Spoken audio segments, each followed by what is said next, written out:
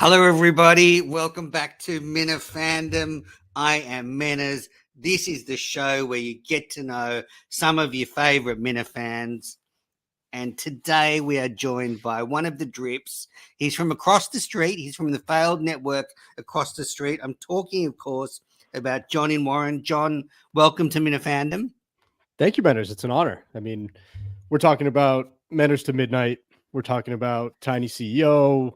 We're talking about Menners Live, hosted by BA, featuring Menners. So it's an honor. Thank you. Well, so what was that bit you just started with? You are a bit guy. What we're talking about, you just listed shows. It made no sense at all. What was the thought behind that bit? I'm saying you are the creator of those shows. Right. I'm a fan of those shows. So what I'm saying is, I'm speaking to the man who's done Menners to Midnight, Tiny CEO. Okay, great. So listen, it's been a long time coming. I appreciate it. Yeah. Well, you could have worked a little bit harder on that bit. I think could have. It could have made sense for a start. It made sense. It didn't make sense. Anyway, welcome to the show. Terrible start, but look, you're following on from a pretty low bar, and I feel bad saying this, but we're going into the taking care of business segment, and I really like Harmon. He's a great guy, the Be a Man guy. I'm so happy for his success. Sweetest guy, will do anything for you, but it wasn't the greatest episode of Minifandom. And, I'm hoping I can mentor him and maybe school him on holding a conversation and stuff. But, yeah, I'm sure you're going to do better than Harmon. I thought it was a good episode. The technical stuff was a little bit tough. The delay was tough to get through. Was there an actual delay that you tried to fix by trying to time it up after in post? No, I use the local files, so it records locally. Okay. And I didn't think the delay was as bad as people said. I think he was just a bit slow. I just think, that could be true. Yeah, I thought it was good though. I like Harmon. Yeah. Anyway, Minifandom's going from strength to strength. Obviously, we're on the Premiere Network. You can also listen to it in audio format, and I've got plenty of guests to come. But now, well, with the bit guy himself, Johnny Warren. First question. Mm-hmm. Where's your origin story? I always like to start off. When did you start listening to Kirk?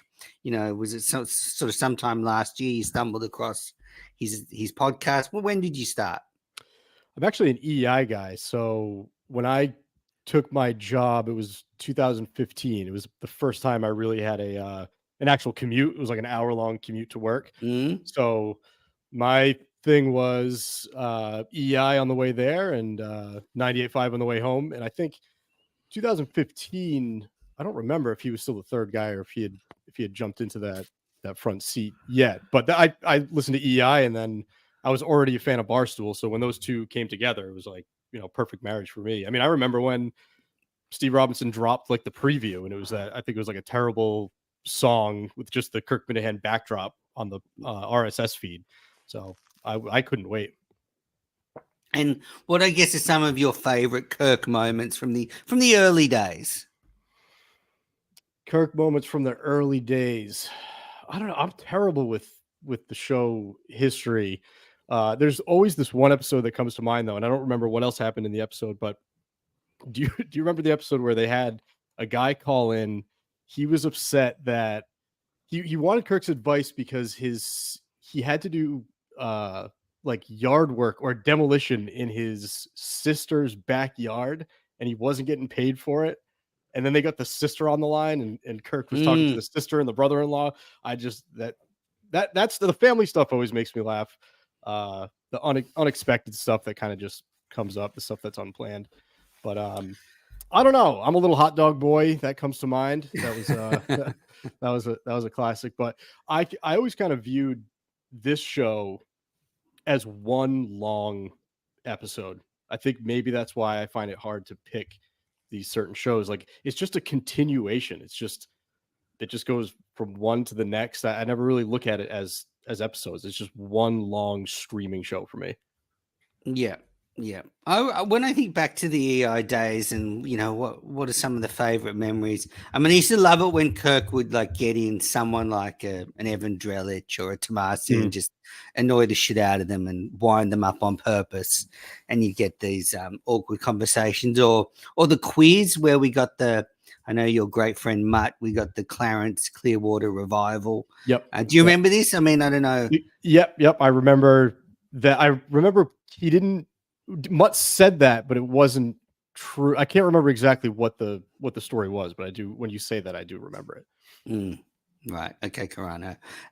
The other thing was when Dino left, because I didn't, I came in and just started listening to the show maybe a year or so before Dino left, so I didn't really know his history. I just knew him as this guy with this big voice, and then he left, and the reaction to that over the coming weeks I thought was very interesting. Like them all just piling on Dino, it was hilarious, and Dino's stories are some of the best. Like I'd love to get him in. See him in studio.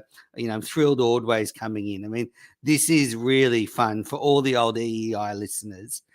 These reunions are very, very good. Apart from the Gilroy reunion, which was the reunion no one needed or wanted, I do like the EEI reunions. Yeah, Gilroy definitely thought that Kirk put way more thought to anything Gilroy's ever done. Like he just kept on coming up with stories over and over again that Kirk clearly didn't remember. Yeah, the Dino stuff. I just remember he would come in, and every morning it would be some sort of shtick, like he'd go with the celebrity birthdays or the celebrity famous deaths on that date. It was kind of classic radio stuff. One thing you actually touched on it on, I think you did like an anniversary show recently, right? It was like a 5-year anniversary, and you were talking Winners in the about morning. exactly. And when the Murchison stuff started going on, we didn't necessarily know what was happening in the background. And when you said that, it made me remember there would be times I was driving and I could swear that the audio was cutting or it sounded like they were jumping to something else. And at first I just thought, whatever, the radio skipping, or maybe they were supposed to go to commercial. But over time, I really started to question what the hell was going on. And then obviously later you found out Kirk was Or probably just saying dropping stuff. something, Yeah, or every yeah, time you exactly. They were mention it, they dropping. just drop it. Yep. Yep.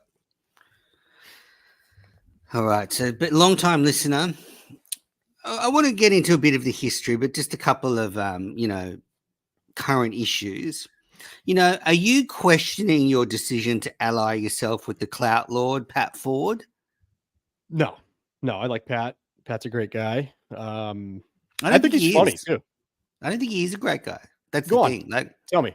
well, I just think he's a bit of an asshole. He's one of those people that, I think it's been pretty clear. Everyone sees it. He flip flops. He tries to shits on people to try and gain popularity. He always takes the convenient opinion. I think deep down he's a bit of an asshole, and he's only out for himself. He's only out for what clout he can get.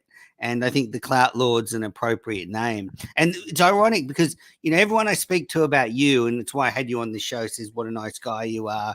Meet your live shows off air, great guy, and you've sort of got in bed with the devil. Yeah, I haven't seen the that side of Pat. I talk to him quite a bit outside of the show. I'll text with him a little bit. Obviously, I might see him at basketball. Great guy. I have nothing bad to say about Pat. Although I will say, But this is bad for you. when Kirk says Pat seems like the type of person that wants to please everyone, and when you please everyone, you please no one. I could see that, and I've definitely struggled with that in my life. I think I'm finally at 35 years old getting over not pleasing everybody. But yeah, I could see that with Pat, and that I think sometimes when you do that, you're going to rub people the wrong way. Yeah, but Pat, like for example, I think it's when you went into the studio, you and Pat did a show together. Yeah, and I reached out to Pat, who was a huge supporter of Minifan content, huge supporter of the network. No one, a part of the show, Kirk, Coleman, Justin, was promoting any of the shows on the network. So I reach out to the Pat Ford, the clout lord, and ask him, can he mention what's happening on the network? And he took umbrage at that and then use that to try and gain popularity to shit on me in the studio. It was an asshole move.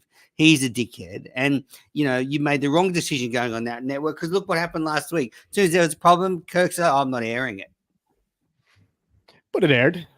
Great show, by the way. Did you see it? No, I haven't watched one Drips in the Office. Yeah, I think I'm a little bit surprised. Sorry. I've watched one. I think I watched the first one. The first one. I'm disappointed in that, because I think if we were on your network, you would love this show.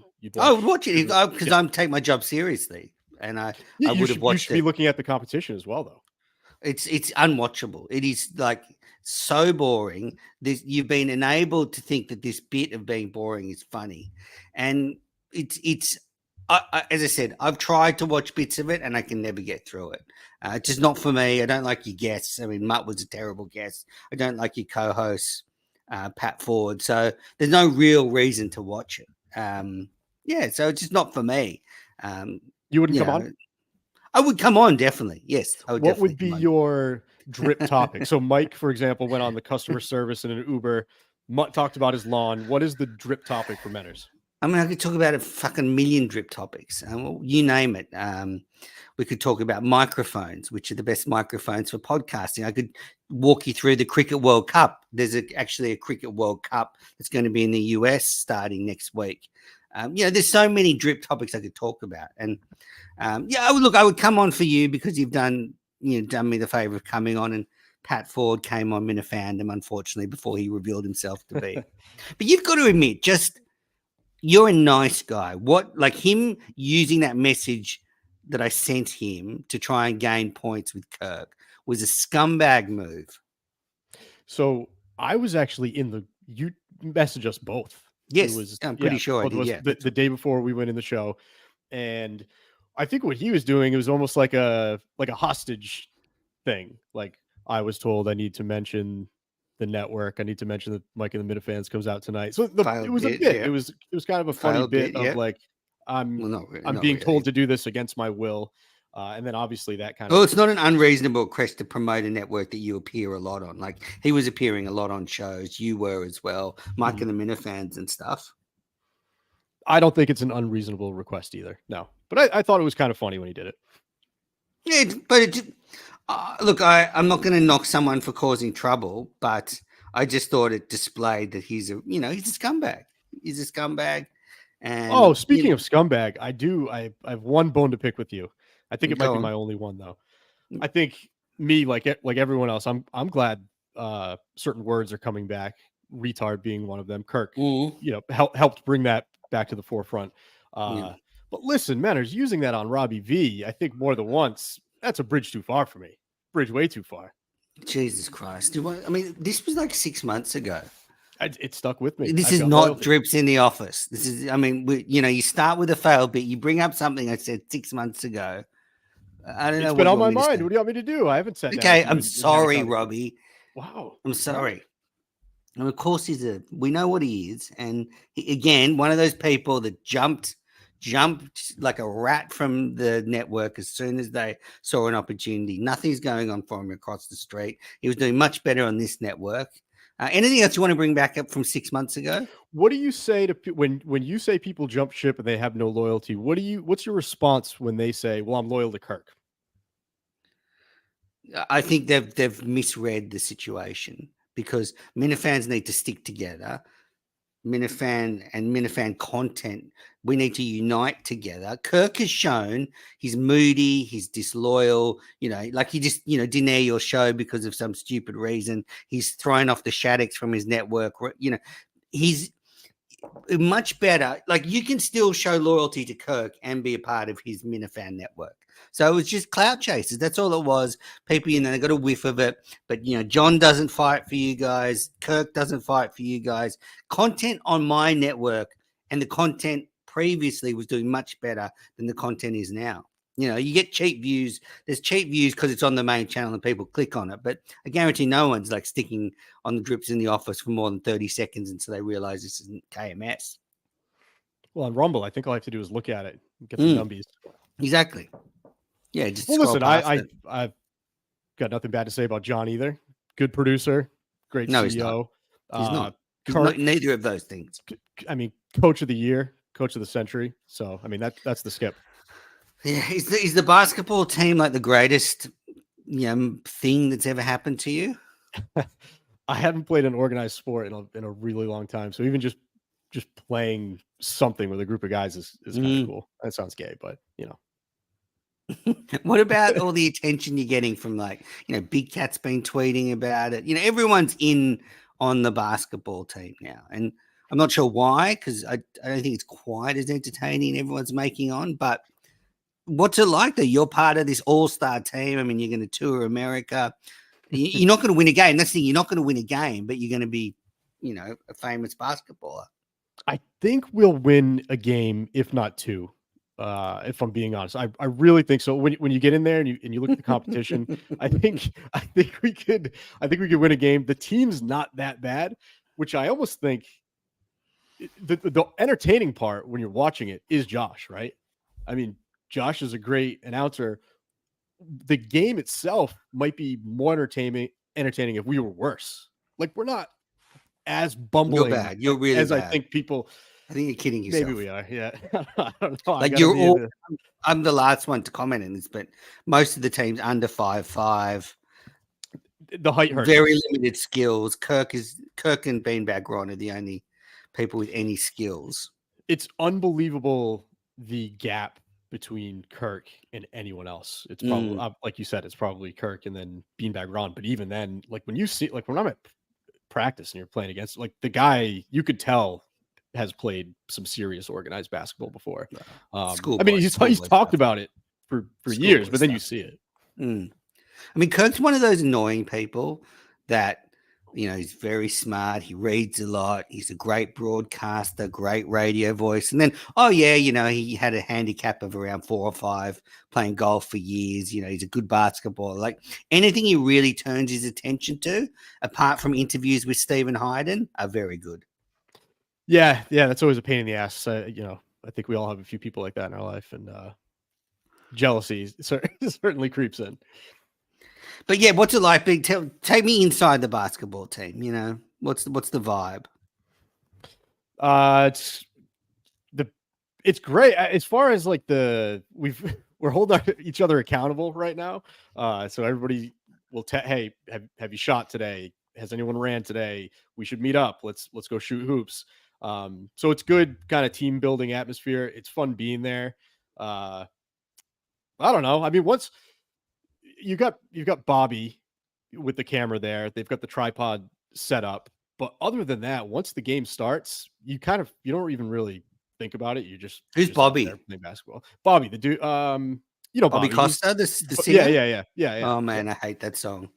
Honestly, that song at the end of KMS is starting to drive me mad. Like my worst nightmare now is like my phone is out of reach and I get to the end of a KMS episode and Bobby's song is playing for too long. I just find myself walking around the house singing it. Honestly, if they're going to find me one day hanging from the rafters and that song is going to be playing. I'm also walking around the house just going, Beanbag Ron. I am so proud of Ron. I mean, I nurtured Ron. I nurtured Ron from this drunk, no talent. He had no confidence. Everyone hated him. Kirk would routinely make fun of him. I mean, he was the butt of every joke. And I fought for him. I mentored him. Me and Fuss, we birthed this, pro athlete now. And, I was watching the Yak yesterday or clips of it, and they were talking about Beanbag Ron. And I'm like, I'm so proud of this guy. He's come from nowhere. He's cleaned himself up. And, I think, he'd probably thank me for it. What do you think about basketball as far as content? Like, I know some people don't like it. Where you're somewhere in the middle, I think. Yeah, I'm somewhere in the middle. I'm not like, it is funny because I love like Minifan bickering and Minifan beef. So this is a good avenue for that. And I think now that it's shifting sort of to about 50-50. Like in the first week, it felt like the whole shows were just about basketball. Yeah. So look, I'm into it. I think you must like, you're a nice guy. What did you think of Pat Ford and Mutt going behind everyone's back and trying to throw out Mick? That was surprising. I didn't, because I wasn't told that I found out about that on the show. I texted Pat right Mm. away, and I was like, "Hey, is this true? Like, what's going on here?" I think he said that it was, misconstrued in some way. They were Bullshit. worried about his health, but I wouldn't have done it, and I don't let Kirk decide if Mick should play or not. He's the coach, Mm. or let Mick decide if he's healthy or not to play. So yeah, I definitely wouldn't have done that. Especially like right after practice in the parking lot. And then in what world would you think that that's not going to come up on the next show? And then to Mm. sort of be unprepared with what you're going to say as an excuse back. So yeah, I don't know. That is kind of crazy. But don't you think now, like, say you do another failed bit like you tried at the top of this show, and then all of a What sudden don't you get Pat, about that? So I'm saying, listen, you're having me on your show. it just didn't, the way you said Menners, it didn't make Menners, sense. the Menners, the Menners of Menners to midnight, so on and so Yeah, forth. it didn't You come get out it. like that way. It's all right. You were nervous. It's fine. But don't you think Pat Ford is going to be messaging people? I'm looking for a new host on Drips in the Office. Oh, I hope not. John's had a bad performance. That's the sort of guy he is. Like, he could turn on you in a second. Given the opportunity on the show, Pat decided to stick with me rather than have the show not come out. Kirk said, "Do you want to have another host?" That was no. On camera. What he does these things in the shadows. He's messaging people in the shadows. Exactly. Messaging well, he's playing people with his fish. I'm assuming replacing you on the show. He just wants to be the drip in the office. He wants to be the star. Listen, it's not easy being the host. I don't know if he wants that responsibility. I mean, there's people on your network that, from what I've been told directly, don't want the responsibility of being a host. I was approached. I'm not sure if that was brought to you as the CEO or not. Approach for what? Sorry. Fuss came to me when I was first suspended for that awful video that I posted, and when Drips was halted. Right away, I got a message from Fuss Daddy. Fuss is a friend, good guy. By the way, great show. I think him and Kane do a really, really good job. They definitely get in the mix. Great show. Yeah, that's the show. A lot of people talk about that show when it comes out. Hey, John, you want to get involved? You want to be a host of 3 Up, 3 Down? Offers out there. Politely declined. Like I said, I'm a Fuss guy, but the offer was thrown out there. Yeah, good. We're always looking for new talent or you to come to the network. I thought you were going to slip up and leave talent out there. No, I'm not that tired. What is it, like 11 o'clock over there? It's 11:35 a.m., but I haven't had much sleep. Now, staying with the basketball. So you're down on Pat for trying to backstab Mick. Way down. Yep. What about the Mickey situation? Do you think he's physically up to it? Do you think he should potentially take a step back? No, he can play. I mean, it's not like he's putting in a ton of minutes anyway. For the amount of minutes the team needs for him, he can handle that. He's a vibes guy. He's a vibes guy. I mean, he can dribble, he can pass, he can shoot. We're not going to ask for 15 minutes from the kid, so I think he's fine. Okay. Do you think he would ever take himself out? Like, do you think he would hit a point and say, like, I can't do it anymore? Yes, definitely. You think he would? Absolutely. Yeah. Like pride isn't in the way for Mick? No, he'll just do some bit, like he'll freak out about something, and maybe he'll use the fact that he wasn't part of this dozen trivia team thing as an excuse to quit. Now, Gus, just this is sort of related to the basketball, but we're in a bit of a Gus era where he's I would say he's very active. He's doing his gaming show, Gus's gaming show. He's throwing himself around the basketball court. I'm a little bit worried about him, John. Who's got the most successful post-producing career thus far? Well, that's the thing. I think probably Steve Robinson. I mean, he's actually done something. So. Yeah. Dave Cullinane's currently unemployed. Gus, I don't understand the Dave thing at all. I that stuff, gig economy, like, all joking aside, I literally don't get how people go through life and live without a job. I just don't get it. Well, I mean, he'd be producing branded content. He'd be working with clients. It's the same as a job, but yeah. What do you think about Gus? Where he's at the moment? Because I'm kind of worried that he's in this sort of false fantasy world that he can make a living as the Gus character, whereas I don't think he can. I think he needs to have, like, as you say, a job, and the Gus character's a sideshow. Right. I mean, doing that stuff as a job is like a 1 in a million thing. Everyone thinks they can do it. Not everyone can do it. And even if you're good at it, that doesn't mean you're going to get picked up by a Mm. Barstool or whatever else. So yeah, the chances are definitely slim. I also know fucking nothing about video games or how that works, or like Twitch or Well, that streaming does games like well. Those It games, those seems, it shows does do seem well like for it. Yeah, kids, it seems like it. but But not well enough for him to make a living. A couple of right. thousand views. Kids. Young kids get hundreds of thousands of views, and they make money. The one thing is, though, I mean, clearly there's something about Gus, right? I mean, Kirk picked him. He didn't completely go away. He's kind of had this, second chance. People are kind of coming around to him. You can't look away from him. Mm. And Big Cat seems to think so. I don't know Well, how. yeah, Big Cat doesn't want to hire him though. Right. Yeah. I wouldn't sit here and say that Big Cat wants to hire him. So, I mean, I think your thought process is like, Gus doesn't think that. Gus thinks that Big Cat wants to hire him. Like he's not just like laughing on Twitter about funny stuff that Gus does. He's actually seriously considering bringing him to Chicago. Listen, maybe he is, but I would kind of lean towards probably not. Yeah, I just think something Montante said about enabling Gus might be Yeah, correct. I figured that's where you were going. I don't enabling. I mean, Can you? he's an adult. I mean, Yeah. I'm not okay. All right.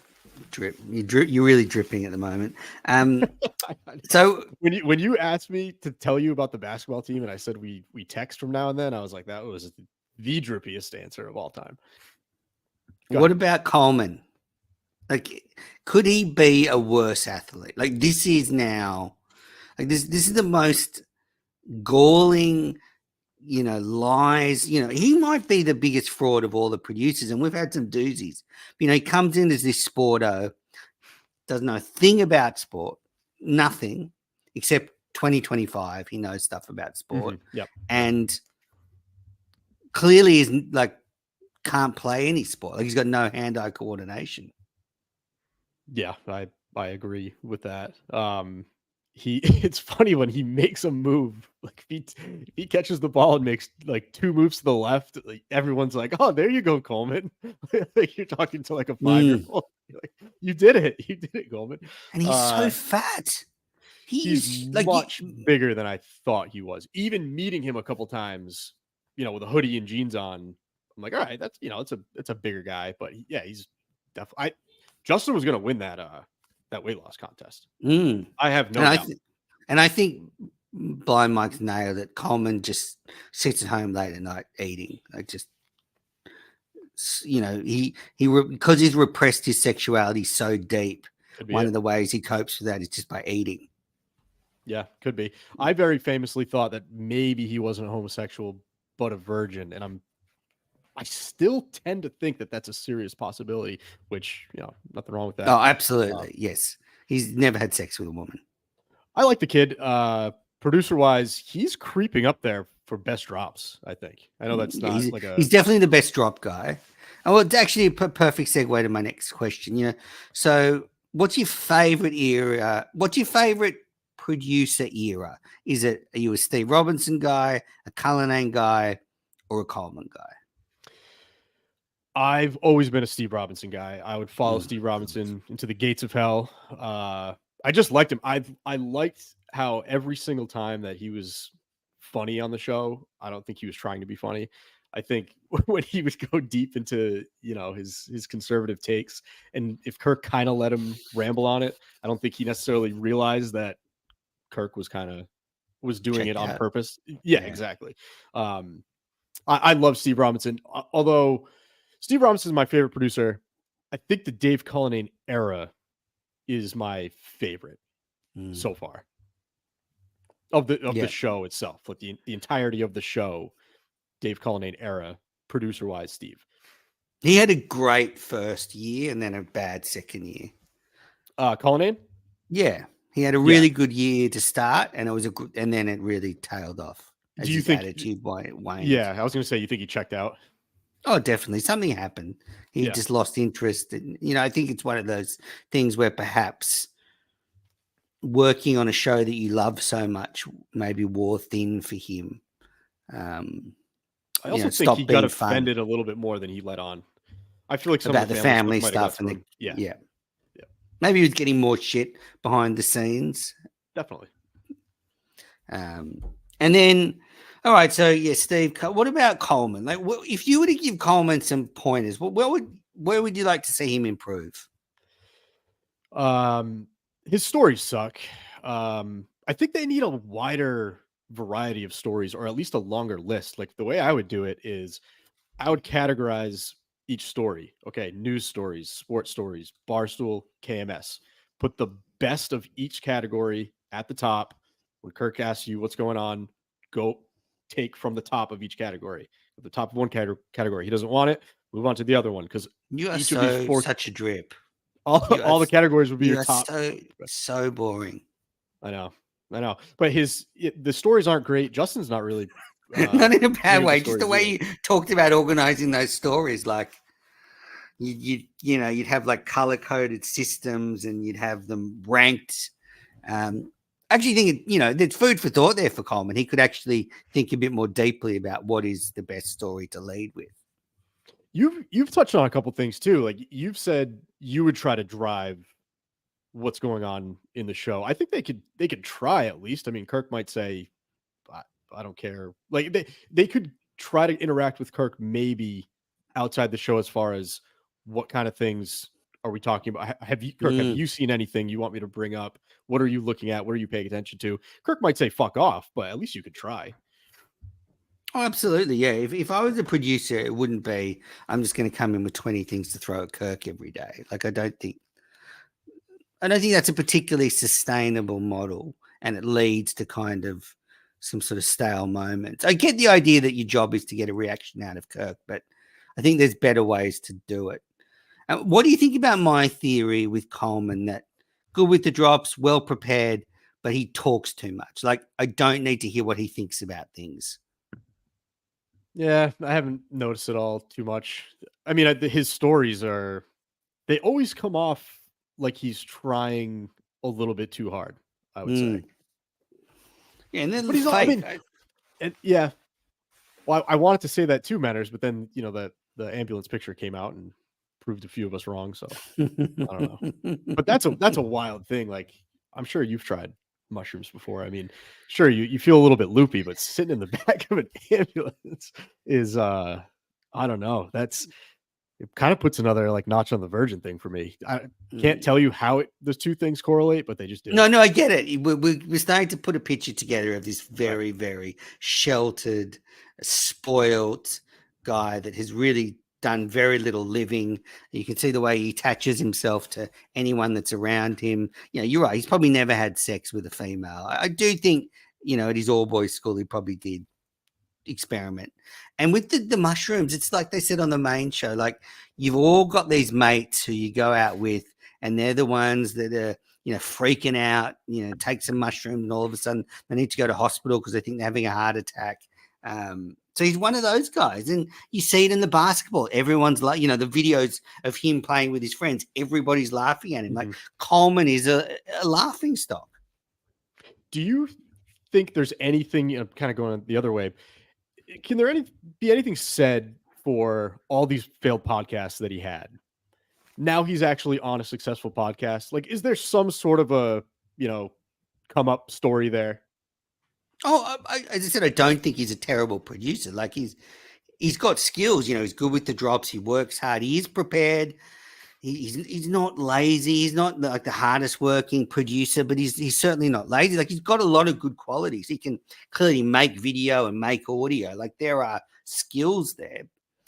So I guess it is that thing that I get the feeling, and Kirk's alluded to it, a lot of people at Barstool, they come from these rich families where they can sort of afford the only thing they've known. It's the only job they've known. and they can afford to sort of work for less because they're getting subsidized by their families and that kind of thing. So I think he's in that bracket. But yeah, I mean, I said he works hard. He's a good producer, but I just think he needs to back off the mic. Like his takes about anything aren't interesting. And Steve Robinson had interesting takes. Dave Cullinane had insanely stupid takes, so you could just laugh. Whereas Coleman's in the middle. They're just douchey, immature, uninteresting takes. Yeah, they're almost like they're the talking point. They're the watered down talking points of where Steve Robinson might have been when Steve Robinson was 20 or right. 16 even. Steve, because one thing I appreciate about Coleman though is I like how he dove into the Minifan stuff. Like he's clearly invested in your content and all the Minifan content. I think he tries to listen to a lot of it, and he did that early on. So much so where I think Kirk kind of criticized him for it.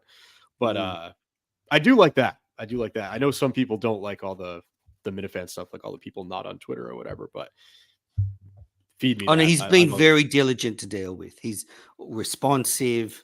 We have a great relationship. I'll help him with stuff during the shows, and we've got a pretty, he's very good. And I think he takes the criticism I'm giving him, with on board, because he knows I'm, a senior, experienced, talented on and off air producer, host. So, he looks up to me in some way. So we've got a good relationship. Yeah, I don't think that the stuff doesn't seem to bother him all that much. Some stuff does, and if I was him, I'd be worried about the Dave Portnoy stuff. I said it recently on, I think, Mena's Live. Like, that's kind of a career block for him now. Like, if he wants to ever go up, I just don't think it's possible. I think Portnoy would see, say an executive producer role became available in New York, where Coleman's in charge of, a number of shows on an executive producer level. I don't think Portnoy would ever give that to Coleman because of the way he thinks about him now. Yeah, Portnoy's one of those guys that just, once he has an idea of you locked in, that's it. I mean, we saw it with Blind Mike forever. And one of his Achilles heels is Coleman's, is that he's obsessed with people like Alex Bennett and Rhea. And, he made that comment about Monday show very quickly about why Kirk might have upset those girls in New York. And yeah, he's very in tune with that side of Barstool, which seems the antithesis of KMS. Is he in tune with it, or is he hoping that Kirk will bite? Oh, maybe he's hoping they'll bite. Like he'll eventually get a job. Like true. Oh no, I thought you were going to say they'll bite as far as a back and forth on Twitter. No, I don't know about that. He just seems genuinely interested in it. Like Alex Bennett, from my point of view, when she left Barstool, if I'm Coleman, I'm like, okay, that's done. Like, yeah, when she was with Barstool, it's fine. Promote her stuff. You beef with the people within Barstool, but she's gone. She started her own business. She's not talented. She's not entertaining. There's no reason to ever bring her up again. Yeah, I think maybe once or twice when she leaves, like you can make fun of something she did, and then you let it go. Yeah, I'll agree with you there. Okay, well, that's big of you. Yeah, that's big of you. That's the kind of guy I am. Everybody says it matters. Yeah. Okay, favorite third chairs. I like to ask all guests on Minifandom this one. I don't know if you saw Justin's terrible show on worst third chairs. It was awful. I mean, the clips weren't even that good, and Justin's hosting effort was piss poor. I applaud him actually doing some content and actually doing something he says he's going to do, but I thought the irony of him commenting on others' performance whilst delivering a god-awful performance was not lost on me. You're now just rereading your own tweets. What are you talking about? You tweeted that. Yeah, and now I'm talking about it with you. I fuck with you. I mean, man, my last performance, I think was it last Friday or something, that could have been put in the worst third chair. That I thought I did awful. But I like him on Montante show. Yep. What do you think about his current status? I mean, did you listen to his solo "Woe Is Me" episode? No. It had real echoes of Blind Mike from a few years ago when he was in a tough spot, and Montante saying the show doesn't like me. he was saying that basically he's disheartened by the fact that he tried so hard to be a producer, and that, he said, I came last in the KMS producer search. I think he probably did. I think if you look at the way Kirk was going to pick someone, Montante ended up being last, which is no him or Will. Yeah, and no slight on Montante's talent, but yeah, he was really down. He said his Montante's world's going to be much less often now. I thought he was over that. So I think it's weird to so clearly it's still bothering him, because I could have sworn the Montante's world that I'm pretty sure you were on and Visions Dave was on, he was going off about how, I didn't get the producer job, but my life has gotten so much better because of KMS. So it's like, yeah, so I lost, but I won. Like, he did that whole thing. So I was like, all right, well, good for you, Montante. So then to say that on a show, and then the very next show go back and start talking about how you lost and it's getting you down. It's like, all right, Montante. But don't you think, though, that there's been some really awful people in there recently? Yourself, Copperdoodle, Max. Like, they could definitely have Montante more often. Like, if he was in once every 2 weeks, I think everyone would be happy. I thought that was going to happen at one point. I definitely thought he was going to become a staple once a month, something like that. I think, I mean, for me, take Mike out of it, Montante and Mutt.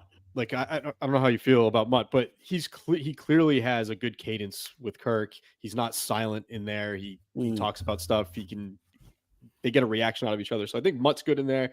Montante's good in there. Gus isn't bad.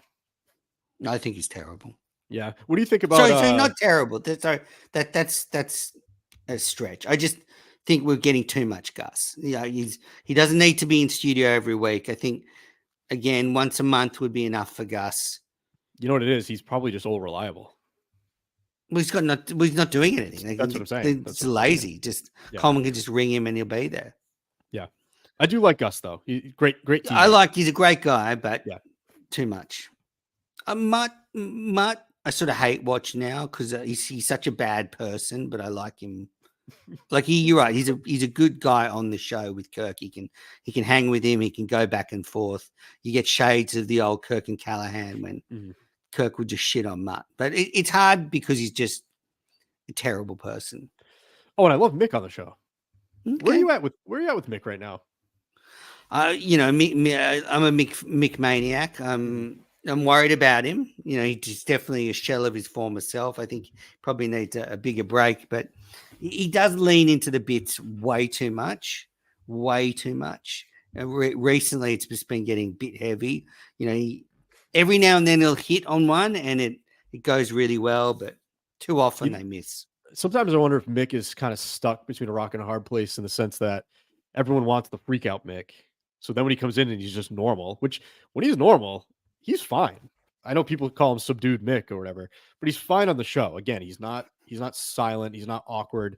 But when you build yourself up as crazy Mick maniac, and then people don't get that, I feel like I don't think he's quite found the in-between rhythm yet, though. And you don't want to freak out about stuff that doesn't actually piss you off. Then you're obviously deep into Bitsville. So you like Mick, Montante, Mutt. I mean, they're kind of, and Gus. They're all I had here on my list. Anyone else? Any other notable mentions that hit? Who am I missing? I don't know. Do you like Clemmer? Yeah, Clemmer's all right. I'm not the biggest Clemmer guy. What do you think about why? I don't know. I'm not a huge Clemmer guy. I like the him and Carano thing. I was never a big fan of.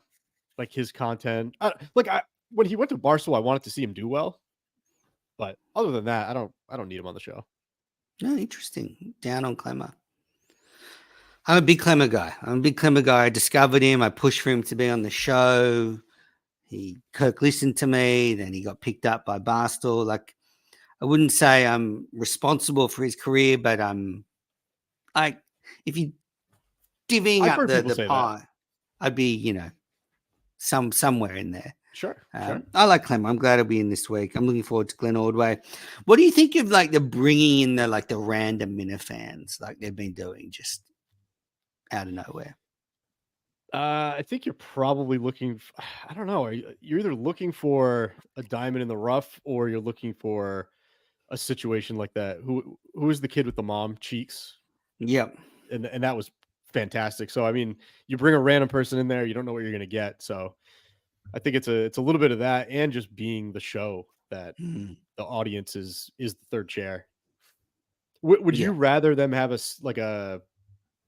Do you not want the rotating third chair anymore, or would you rather be like an actual schedule? No, I like the rotating third chair. I think some of their combos have been a bit off recently. Like, I think you've always got to make sure you've got someone sort of strong in there. So, like Nick and Alice, Cinema Lord and Alice wasn't a Mhm. good combination, or Max and Copperdoodle wasn't a good That was combination. tough. Yeah. You bring in a Copperdoodle with a Blind Mike or a Manners or someone really talented, then you'd be fine. But not you need to be careful the way you curate that. But Mhm. no, I think it's good. I love meeting the Minifans. I thought Kane was great. I thought he Mhm.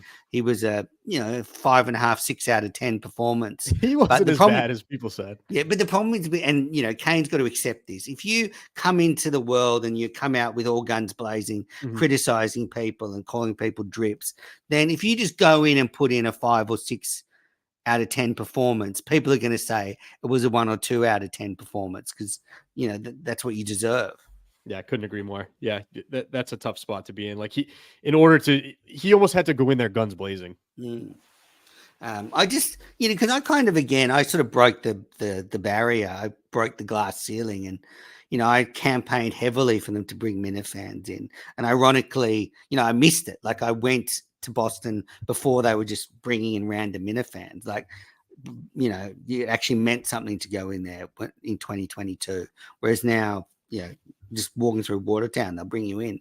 But I like it. I think it's good. It feels like a big family. Yeah. Yep. Yeah. Couple more questions. Live show moments. Which Mhm. live shows have you been to? Best, worst, Minifans you've met? Let's go. Went to Portland twice, and I did Plymouth. Okay, so Um, yeah, you yeah, came on, I think, after Plymouth and said how bad it was. I did. I think was that you? I don't know. So a I lot don't of know. people did. Yeah, I actually I thought the Plymouth show was good. Like obviously they Mhm. dealt with the audio issues, but the show itself was good. Yeah, Um, like Kirk was running around like a madman. Yeah, Portland looked good. great. I've been to Portland, but not when there Mhm. was a show there. Yeah, actually, I went to college in Portland, so I know the city really well. I love going up there.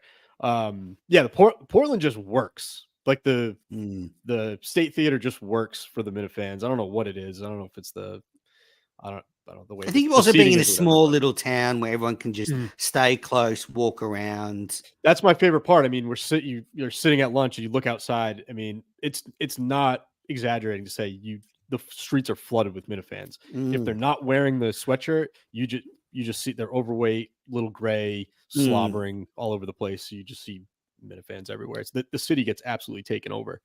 Um, I came out of Portland a big BA guy. Yep. He was fun to hang out with. He was a good guy. Um, I don't know. I'm trying to remember anything else. Sounds like you Gig. had a good time. Yep. Yeah. Great Gig, guy. Gig was really cool.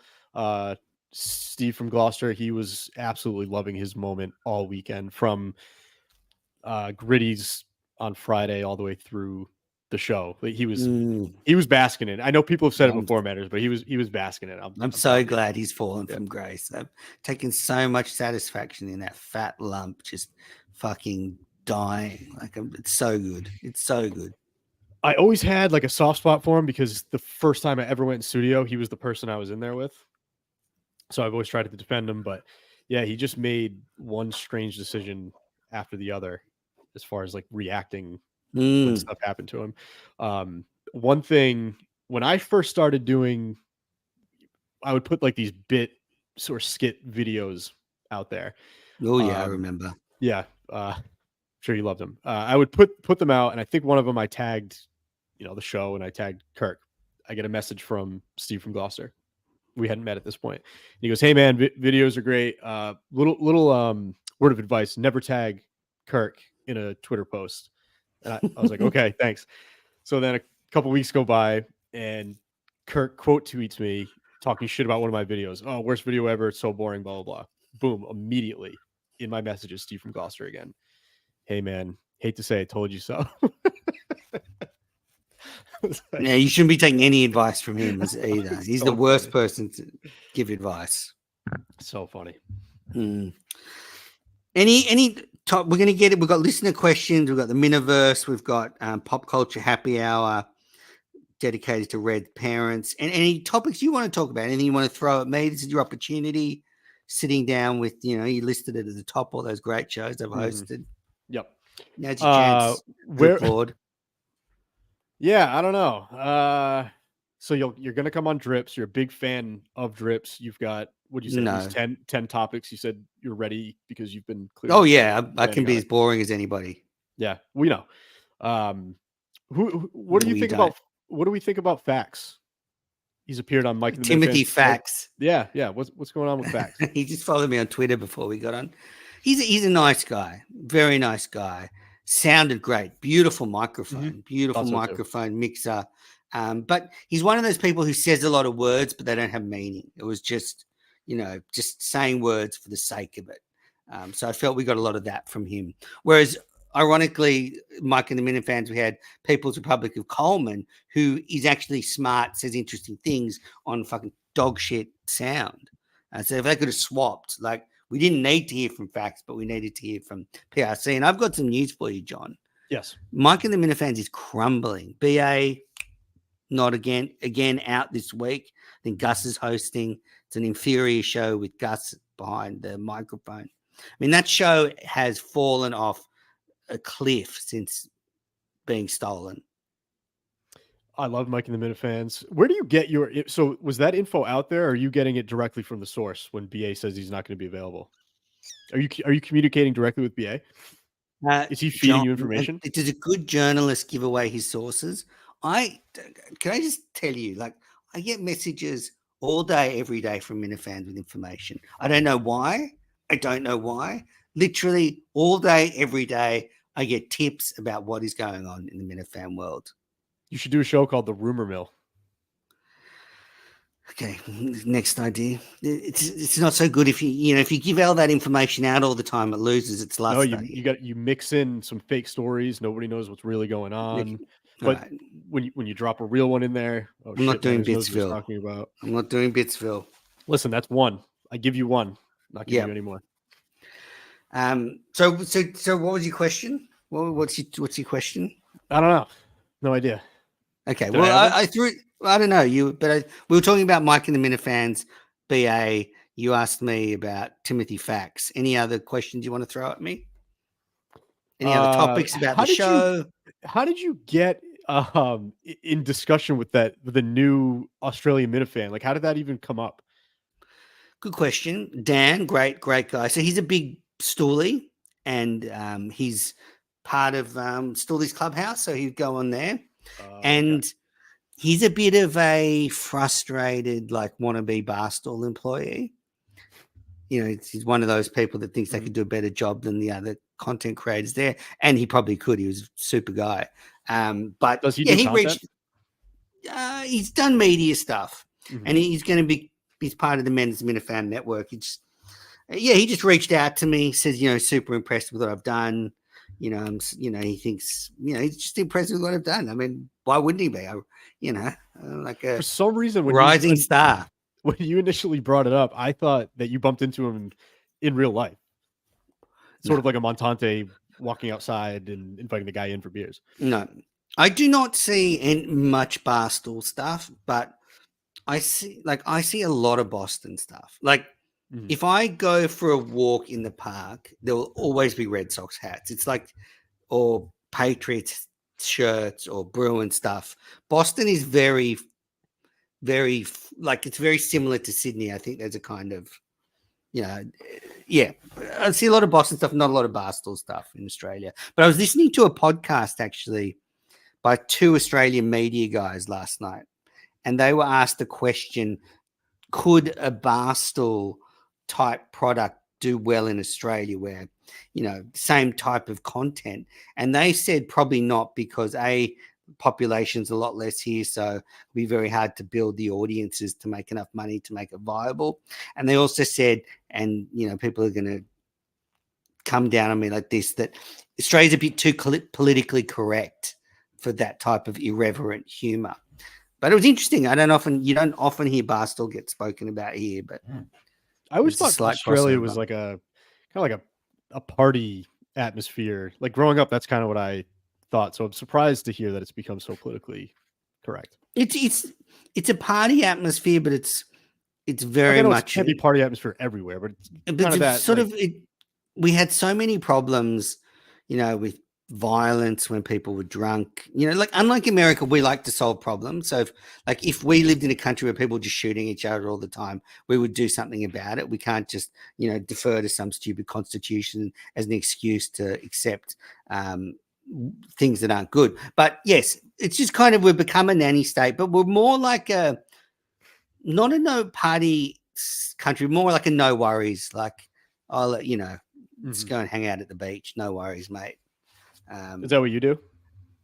What do you mean? No worries. Hang out at the beach. Hang out at the beach. You don't look like today. You look cold. Well, it's coming into winter here, but I put a great photo of me at Bondi Beach yesterday. Beautiful, beautiful down there. But yeah, Australia is certainly a party place, but not quite in that. It used to be like in the 80s, 70s and 80s. It was a fucking wild place to live. Like back then we were like, but things have changed. I always remember did you ever go on E-Bombs World back in the day? It was one of those first websites. It was kind of like YouTube. It predated YouTube, but there was this before viral was a thing, video of some Australian kid who threw some huge party at his house and he gave an interview to the news. So I always thought back to that video. It was that was probably me. That was you. Yeah, I used to throw a great party. Yeah, I used to throw great parties in my house. Yeah. What about do you watch Australian shows? Do you listen to Australian music? Any sort of Australiana you're into? No. Okay. Mentor's content. Oh, that's good. Yeah. If you want to watch something, check out Colin from Accounts. That's a comedy on Paramount Plus. My friend is the star. So if you want to check out some Australian comedy. No. All right. Well, let's get on to the Miniverse stuff. Then we've got listener questions. Then we've got Red's Dead Parent segment. So Miniverse. The Men's Minifan network is got some great stuff. So listeners, if you've missed 3 Up, 3 Down, they had Tom Shattuck this week. Go and watch that. They also had Red Bill's KMS Star Wars, which is an underrated, hilarious show. It's 10, 15 minutes. You said you watched 3 Up, 3 Down? I haven't seen the Shattuck one yet, but I've seen everything prior. It's a good show. Great idea. Fuss is a machine. Fuss is funny. Even before 3 Up, 3 Down, I realized that late. I think I was late to the game. He's funny. I feel like he can talk shit with the rest of them. He held his own with Sneakers, I thought, when he was calling him out for all the dead space or dead air in the show he did in the past. So he brought it. I think he's good. Yeah. Have you seen KMS Star Wars? I've seen bits and pieces of it. Yeah, good show. Very good show. It's good to have a nice little short show too. Like not everything has to be an hour long. And that's actually the one thing I did like about Steve from Gloucester's show. Mm-hmm. I like the concept. If you've just got 10 minutes of thoughts on KMS, that's a good show because Minifans love hearing bullshit about the show. I've often said to people, if you just want to record it on your phone, send it in. Doesn't have to be an hour, as you say, 10, 15 minutes. That's good value.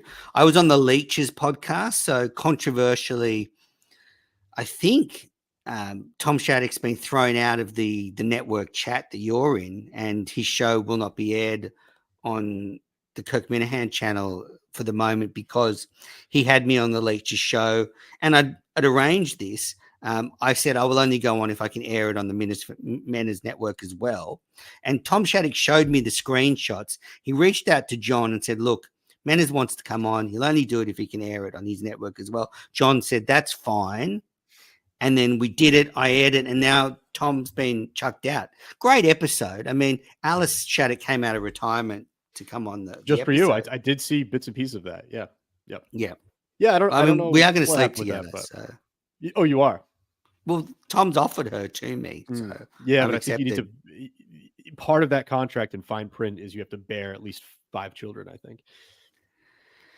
So Well, that's kind of. I don't know if you come on someone's face, can they still get pregnant? I don't think so. if you hold them upside down, no, I don't know. He tried, but didn't work. So yeah, so have you seen Leeches? Are you a Leeches fan? I've watched most of the Leeches. Yeah, Good I think. show. Yeah, I think it is a pretty good show. I think they come from a little the the one where they broke down the Mick and Al was my Mm, favorite. yeah. They went like line by line, and for whatever reason, I don't know if it's because they're not they didn't necessarily come from the world, or if they did, they kind of came from a different angle. It feels like it's the commentary is coming from a different place when it comes from them, if that makes any sense at all. No, Like different perspective. a different perspective. It's like it's weird to see a married couple talk about what's going on in the world as if it was like their TV show, because I think they sit there and watch it on TV. So I think Mm, from that angle, it's pretty good. yeah. I totally empathize with her. I mean, she's got 5 kids. I don't know how she does any podcast, let alone breathe. I mean, how many kids have you got? Too. 2. I mean, it's two's like a nightmare, and It's insane. they've got 3 more. Other Miniverse content, Mena's Live has just been absolutely on fire recently, so go on watch that. And then what other shows are you watching? What are you a fan of? On the networks. Yeah, what just Minifan content? I've definitely gone down the rabbit hole of becoming a GVE watcher for sure. I mean, I don't. Wow. Well, that's not it. Yeah, Yeah. Okay. Go on. I don't have too much on it, but I try not to. I try not to miss a show. Till you what? Well, Meeting of the Minds is definitely not as often as it used to be. The last one was 7 days ago. I'm just looking at there. Weren't they supposed to do one yesterday? I don't know. Or was It it didn't this? Or did happen. they do it this week? No? Yesterday was the Fonz Squad NHL tournament. That was 2 days ago. Yeah, I don't do any Yeah, of that. John probably fell asleep or shot up some heroin and passed out. Who knows? I No, can't. I listen to Mick show. I don't miss Mick show. I watch all the stuff that you put out. That's I nice. try to get, if not listen to everything, try to do bits and pieces of everything. I like it. I like the whole community aspect of it. So I don't watch Meeting of the Minds from GVE, but I like to go on it sometimes because it's just like hanging out with mates. Like I forget that it's even being broadcast. right. And ironically, it was going on that show that brought down the network. It was on that show that I made comments that the network should be talked about 40% of the time on That's right. KMS, That's right. which was a joke, but Kirk decided to take it seriously, loser. All right, let's move on now to the questions. Got a lot of listener questions. Hanging in there, John. I know it's getting late Yes. for you, but we'll go through these questions and we'll see what you've been watching. This is from Sneakers. Oh God, why are these guys so afraid to criticize Kirk? And how did he play along pretending that snack bit was any good? So you were in there when had the blind Mike, Justin, Kirk snack bit. I mean, first question: why are you afraid to criticize Kirk? Where are your balls? Well, In thank Sneaker's you, words. Sneaks, for reaching out, and I would say Don't be that sensitive. Just answer the question. I think that Sneaks and I clearly view the show in two totally different ways, and I think you're probably somewhere in the middle. I don't watch to seek out an issue or a problem with it. I'm not Kirk's manager. I think Sneaks wants to be his program director. I just listen to the show. I like the show. It's my favorite show. Sure, there's some episodes that are more memorable than others, but I'm not, again, like sitting there looking for something to say, I'm going to tweet this out. I'm going to talk about this in the live chat. I just listen to the show. Yeah. So I have nothing to criticize. Who am I to criticize Kirk? Yeah, you're not interesting What the hell enough have I done? to Right. criticize. Yeah, that's fair. And And as far how as the did? snack bit, Yeah, go on. I think it probably could have been driven up by Justin a little bit. But with that said, being in there, he was legitimately freaking out back there. Like I would look back to the producer window. his computer monitors were legitimately shaking. Like I thought they were going to fall off the wall. And just knowing Justin and looking at him, is it that far out of the realm of possibility to say that he would pride himself on being a snack guy? I don't think so.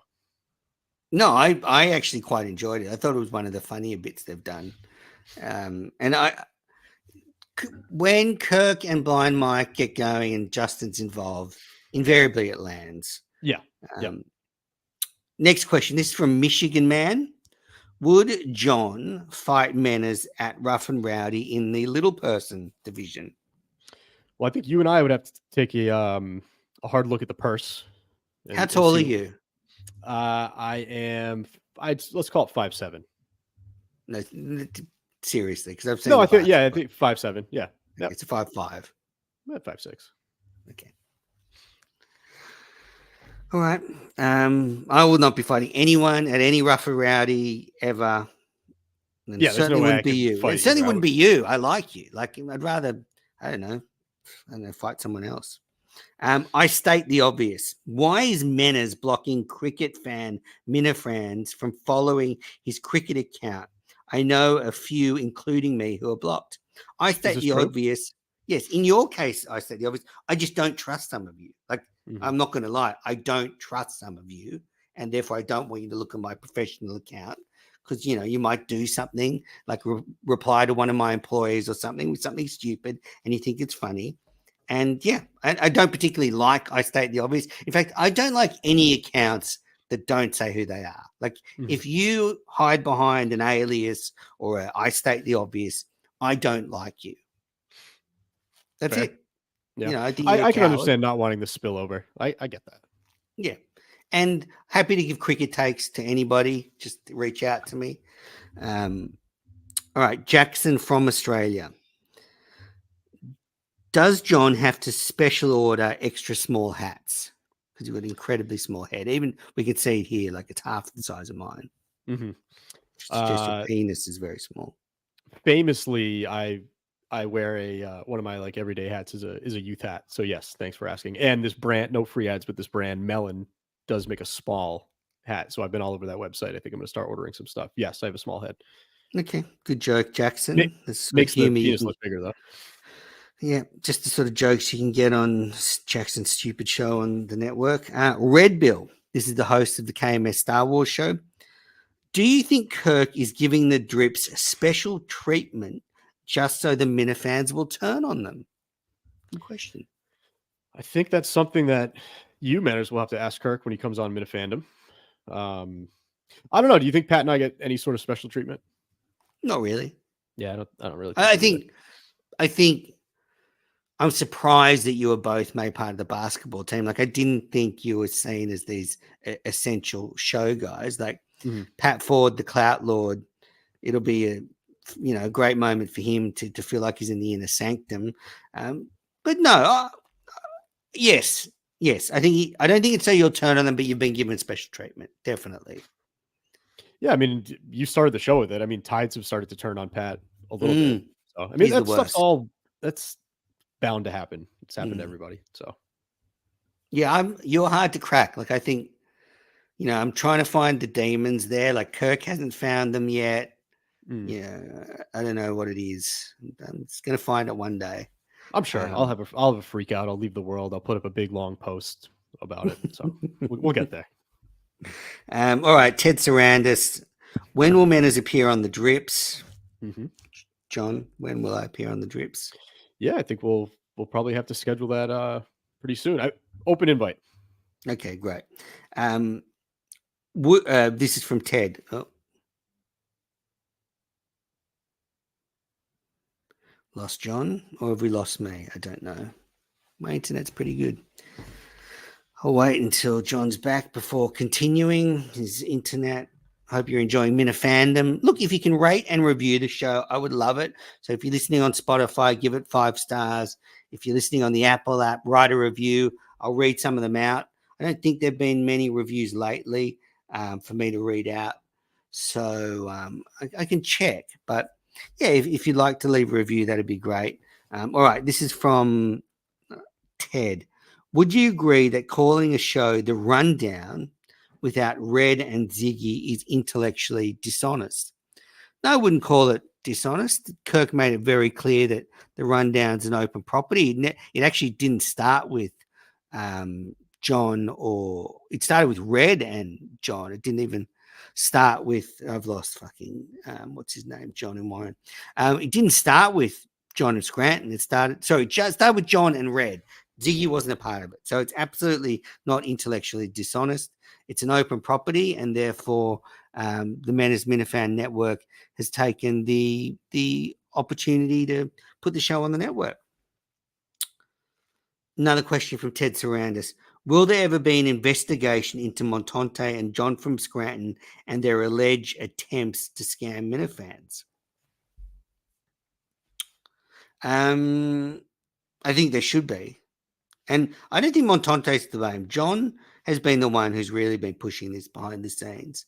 And I think now, like, if you want to be part of the network, you have to pay in Kirk coin or something. So I would say John. Last question, Suburban Tug Time. How many times will Kirk ask what else this week? Well, I think you can set the over or under at about 500. I think he's going to ask around the 500 mark. And you'd probably safely take actually it's a 3-show week. So you take the under on 500 and he might not get there. That was all the listener questions. Johnny Warren's still gone. Typical drip.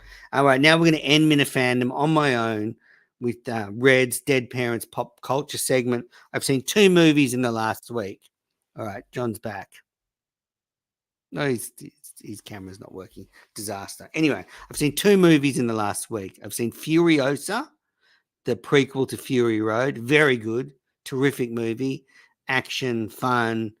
And Anya Taylor-Joy is fantastic. Just a good, fun movie to see on the big screen. And Fury Road was terrific. Excellent. And then I saw Back to Black, the Amy Winehouse story. And that was really good. It was really, really good. John, welcome back. What happened? Am I back? Yeah, what happened? It was like a forced reboot. Sorry about that. That's all right. So anyway, finished listening to questions. Now we're on to pop culture. I saw Furiosa last week. Fantastic. I saw Back to Black this week. Very good. What have you been watching? What do you do to relax? What TV shows or movies?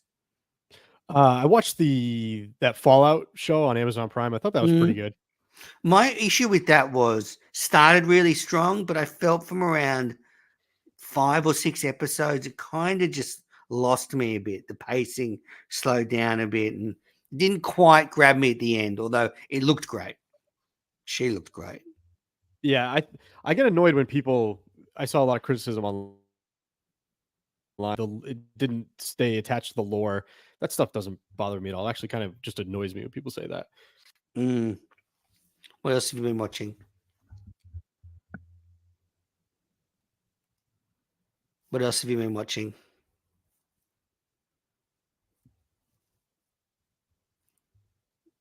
Am I still just glitching out? Can you hear me?